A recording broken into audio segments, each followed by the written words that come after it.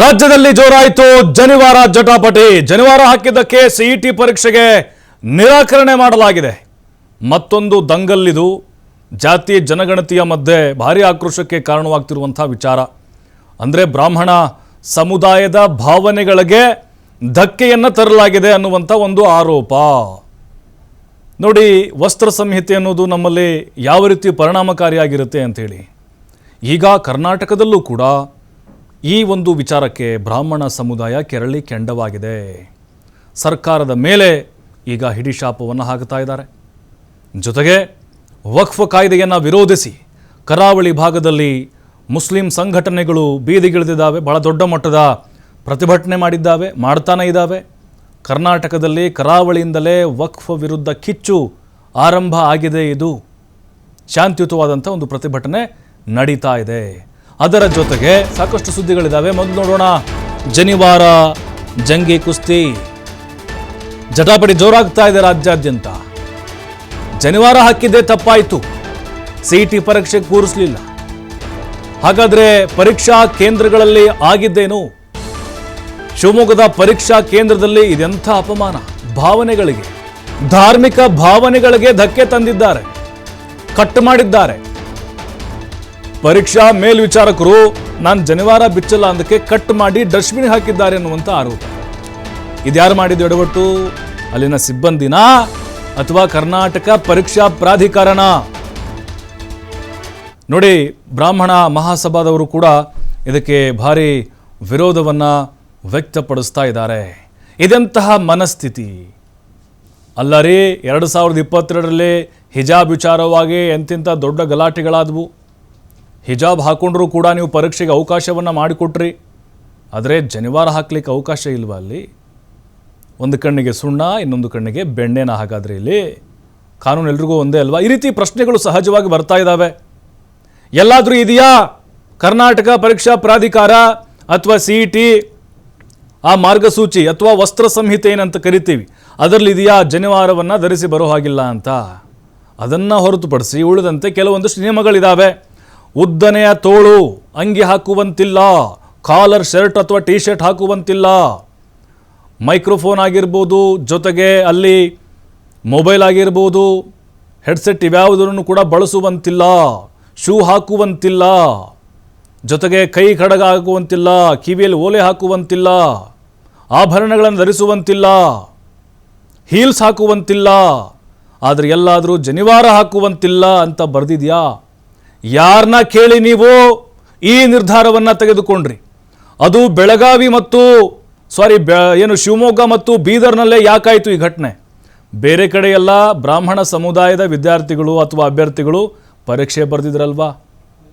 ಅಲ್ಲಿ ಆಗದೇ ಇರುವಂತಹ ಕ್ರಮ ಅಥವಾ ಅಲ್ಲಿ ಜನಿವಾರ ತೆಗೆಸಿಲ್ಲ, ಇಲ್ಲಿ ಯಾಕೆ ತೆಗೆಸಿದ್ರಿ? ಇಲ್ಲಿ ಯಾರನ್ನ ಟಾರ್ಗೆಟ್ ಮಾಡಲಾಗಿದೆ? ನೋಡಿ, ಈಗ ಸರ್ಕಾರದ ಮೇಲೆ ಎಲ್ಲರೂ ಗೂಬೆ ಕೂರಿಸ್ತಾ ಇದ್ದಾರೆ. ಸರ್ಕಾರ ಬ್ರಾಹ್ಮಣರನ್ನ ಟಾರ್ಗೆಟ್ ಮಾಡಿದೆ, ಅಂದರೆ ಬ್ರಾಹ್ಮಣ ವಿರೋಧಿ ಸಂದೇಶವನ್ನು ಕೊಟ್ಟಿದೆ, ಭಾವನೆಗಳಿಗೆ ಧಕ್ಕೆಯಾಗಿದೆ. ಇಲ್ಲಿ ಏನಾಗ್ಬಿಡ್ತಾ ಇತ್ತು? ಜನಿವಾರ ಹಾಕ್ಕೊಂಡು ಪರೀಕ್ಷೆಯನ್ನು ಬರೆದಿದ್ರೆ ಅಲ್ಲಿ ಯಾವ ರೀತಿ ಅಕ್ರಮ ನಡೀತಾ ಇತ್ತು? ನಕಲು ಯಾವ ರೀತಿ ಮಾಡ್ಲಿಕ್ಕೆ ಸಾಧ್ಯ? ಅಲ್ಲಿ ಆ ವಿದ್ಯಾರ್ಥಿಯ ಭವಿಷ್ಯ ಏನಾಗಬಾರ್ದು? ಅಲ್ಲಿ ಸಾಕಷ್ಟು ಕಷ್ಟಪಟ್ಟು ಓದಿ ಪರೀಕ್ಷೆಯನ್ನು ಬರೆದಕ್ಕೆ ಹೋದಂಥ ವಿದ್ಯಾರ್ಥಿಗಳು ಅಲ್ಲ ರೀ. ಮೊನ್ನೆ ಫಿಸಿಕ್ಸು ಕೆಮಿಸ್ಟ್ರಿ ಆದಾಗ ನೀವು ಜನಿವಾರ ಹಾಕ್ಕೊಂಡವ್ರಿಗೆ ಅವಕಾಶ ಕೊಡ್ತೀರಿ, ಆದರೆ ನಿನ್ನೆ ಪರೀಕ್ಷೆ ಮ್ಯಾಥ್ಸ್ಗೆ ಹೋದಂಥ ಸಂದರ್ಭದಲ್ಲಿ ಅವಕಾಶ ಇಲ್ಲ ಅಂತಂದರೆ ಇದರಿಂದ ಯಾವ ಉದ್ದೇಶ ಇದೆ? ಹಾಗಾಗಿನೇ ಆ ಸಮುದಾಯ ಈಗ ಬಹಳ ದೊಡ್ಡ ಮಟ್ಟದ ಆಕ್ರೋಶವನ್ನು ಹೊರಹಾಕ್ತಾ ಇದೆ. ನೋಡಿ, ಸರ್ಕಾರಕ್ಕೂ ಕೂಡ ಕೆಟ್ಟ ಹೆಸರು. ಅಲ್ಲಿ ಯಾವ ಅಧಿಕಾರಿ ಏನು ಎಡವಟ್ಟು ಮಾಡಿದ್ದಾನೋ ಗೊತ್ತಿಲ್ಲ. ಅವನು ವೈಯಕ್ತಿಕವಾಗಿ ಏನಾದರೂ ಆತ ಈ ರೀತಿ ಕ್ರಮವನ್ನು ತೆಗೆದುಕೊಂಡಿದ್ದಾನೋ, ಇದು ಬೇರೆ ಬೇರೆ ವ್ಯಾಖ್ಯಾನಗಳಿಗೆ ಕಾರಣ ಆಗ್ತಾ ಇದೆ. ಇನ್ನು ಹಲವು ಸಚಿವರುಗಳು ಇದರ ಬಗ್ಗೆ ಮಾತನಾಡಿದ್ದಾರೆ. ನೋಡೋಣ. ಮಾಧ್ಯಮದ ಮೂಲಕ ನಾವೇನು ನೋಡ್ತಾ ಇದ್ದೀವಿ, ಈ ಥರ ಯಾವುದೇ ಥರದ ನಿರ್ದೇಶನ ಯಾವುದೇ ಡಿಪಾರ್ಟ್ಮೆಂಟ್ ಅವರು ಕೂಡ ಕೊಡ್ತಕ್ಕಂಥದ್ದು ಅಧಿಕಾರನೂ ಇಲ್ಲ. ಆ ಥರ ಮಾಡೋದಕ್ಕೂ ಕೂಡ ಅವಕಾಶಗಳು ಕಾನೂನಲ್ಲಿಲ್ಲ ನನಗೆ ಗೊತ್ತಿರೋ ಪ್ರಕಾರ. ಈ ಥರ ಏನಾದ್ರು ನಡೆದಿದ್ರೆ ನನ್ನ ಡಿಪಾರ್ಟ್ಮೆಂಟ್ ಇಲ್ಲ ಅಂದ್ರೂ ಕೂಡ ನಾನು ಕನ್ಸರ್ನ್ ಡಿಪಾರ್ಟ್ಮೆಂಟ್ ಅವ್ರಿಗೆ ಮಾತಾಡಿ, ಆಮೇಲೆ ನನ್ನ ಜಿಲ್ಲೆಯಲ್ಲೂ ಕೂಡ ಆಗಿರೋದ್ರಿಂದ ಅದನ್ನು ಅವ್ರ ವಿರುದ್ಧ ಕಠಿಣವಾಗಿರ್ತಕ್ಕಂಥ ಏನೋ ಆಕ್ಷನ್ ತಗೊಳ್ತಕ್ಕಂಥದ್ದನ್ನ ನಾನು ಇಮಿಡಿಯೇಟ್ ಆಗಿ ನಾನು ಹೇಳ್ತಕ್ಕಂಥದ್ದು ಮಾಡ್ತೀನಿ. ಎಲ್ಲ ಆಗಿದೆ ಅಂತ ಹೇಳಿದ್ರು. ಬೆಳಗ್ಗೆ ಕೇಳಿದಾಗ ನನಗೂ ಆಶ್ಚರ್ಯ ಆಯ್ತು.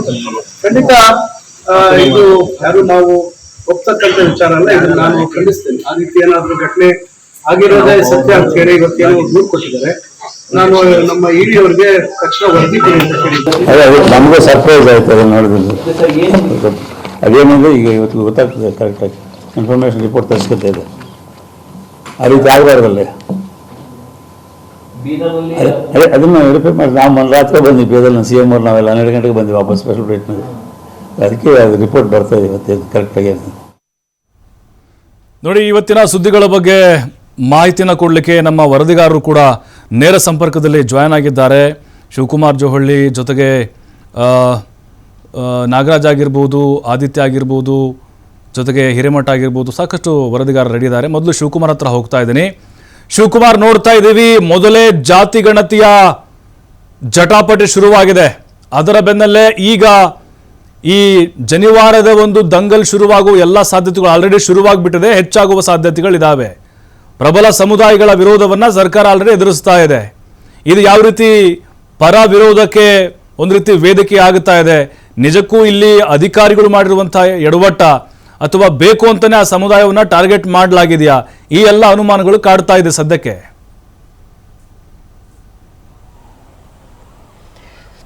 ಪ್ರಭು, ಈಗಾಗಲೇ ರಾಜ್ಯದಲ್ಲಿ ಜಾತಿ ಗಣತಿ ವರದಿ ಜಾರಿಯ ವಿಚಾರದಲ್ಲಿ ದೊಡ್ಡ ಮಟ್ಟದ ಸಂಚಲನ ಆಗ್ತಾ ಇದೆ, ಪರ ವಿರೋಧ ಚರ್ಚೆಗಳಾಗ್ತಾ ಇದೆ. ಮೇಲ್ವರ್ಗದ ಸಮುದಾಯಗಳು ಇವತ್ತು ಸರ್ಕಾರದ ವಿರುದ್ಧ ಆಕ್ರೋಶವನ್ನು ವ್ಯಕ್ತಪಡಿಸ್ತಾ ಇದ್ದಾರೆ. ಇಂತಹ ಸಂದರ್ಭದಲ್ಲೇ ಈಗ CET ಪರೀಕ್ಷೆಗೆ ಹಾಜರಾದಂತಹ ವಿದ್ಯಾರ್ಥಿಗಳ ಜನಿವಾರವನ್ನು ಎಸ್ತಿದ್ದಾರೆ. ಅವರನ್ನ ಒಳಗಡೆ ಪ್ರವೇಶಕ್ಕೆ ಅವಕಾಶವನ್ನು ಮಾಡಿಕೊಟ್ಟಿಲ್ಲ, ಆ ಜನಿವಾರವನ್ನು ಕಿತ್ತು ಡಸ್ಟ್ಬಿನ್ಗೆ ಹಾಕಿದ್ದಾರೆ ಅನ್ನುವಂತಹ ಆರೋಪಗಳು ಈಗ ದೊಡ್ಡ ಮಟ್ಟದಲ್ಲೇ ಸದ್ದನ್ನ ಮಾಡ್ತಾ ಇದೆ. ರಾಜ್ಯ ಸರ್ಕಾರಕ್ಕೆ ಇದು ದೊಡ್ಡ ಮುಜುಗರವನ್ನು ತಂದಿಡ್ತಾ ಇದೆ. ಯಾಕೆಂದ್ರೆ ಬೀದರ್ನ ಸಾಯಿ ಸ್ಫೂರ್ತಿ ಪರೀಕ್ಷಾ ಕೇಂದ್ರ ಹಾಗೆ ಶಿವಮೊಗ್ಗದ ಆದಿಚುಂಚನಗಿರಿ ಪರೀಕ್ಷಾ ಕೇಂದ್ರದಲ್ಲಿ 2 ಕಡೆಗಳಲ್ಲೂ ಕೂಡ ಈ ರೀತಿಯಾದಂಥ ಘಟನೆಗಳಾಗಿದೆ. ಈಗಾಗಲೇ ಶಿವಮೊಗ್ಗ ಘಟನೆಗೆ ಸಂಬಂಧಪಟ್ಟಂತೆ ಶಿಕ್ಷಣ ಸಚಿವ ಮಧು ಬಂಗಾರಪ್ಪ ಅವರು, ಜಿಲ್ಲಾ ಉಸ್ತುವಾರಿ ಸಚಿವರು, ಯಾರು ಇದಕ್ಕೆ ಕಾರಣಕರ್ತರಾಗಿದ್ದಾರೆ ಅಂತಹ ಅಧಿಕಾರಿಯ ವಿರುದ್ಧ ನೀವು ಕೂಡಲೇ ಸಸ್ಪೆಂಡ್ ಮಾಡಿ ಅಂತೇಳಿ ಶಿವಮೊಗ್ಗ ಜಿಲ್ಲಾಧಿಕಾರಿಗಳಿಗೆ ಈಗಾಗಲೇ ಆದೇಶವನ್ನ ಮಾಡಿದ್ದಾರೆ.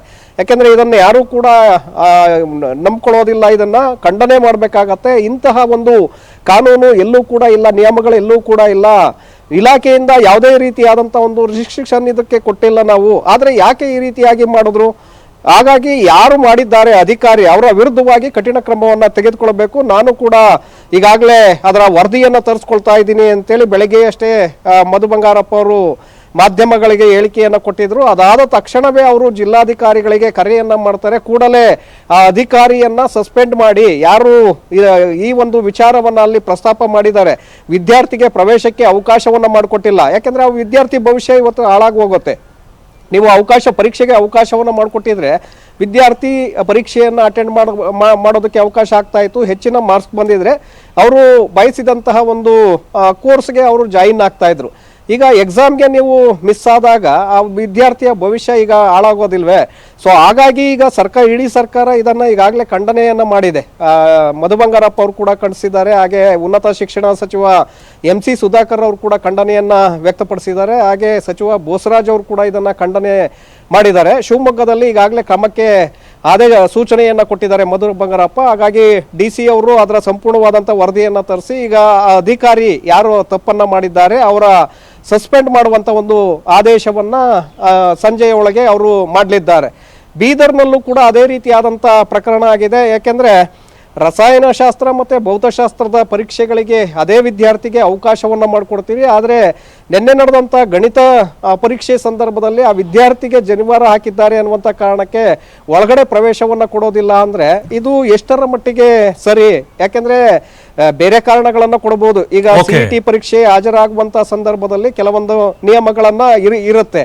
ಮೊಬೈಲನ್ನು ಕೊಂಡೊಯ್ಯುವಂತಿಲ್ಲ ಅಥವಾ ಇಯರ್ಫೋನನ್ನು ಇಟ್ಕೊಂಡಿರುವಂತಿಲ್ಲ, ಈ ರೀತಿಯಾದಂಥ ನಿಯಮಗಳಿರುತ್ತೆ. ಆದರೆ ಎಲ್ಲೂ ಕೂಡ ಜನಿವಾರವನ್ನು ಹಾಕಬಾರ್ದು ಅಥವಾ ರುದ್ರಾಕ್ಷಿಯನ್ನ ಹಾಕಬಾರ್ದು, ಈ ರೀತಿಯಾದಂಥ ಎಲ್ಲೂ ನಿಯಮಗಳಿರೋದಿಲ್ಲ.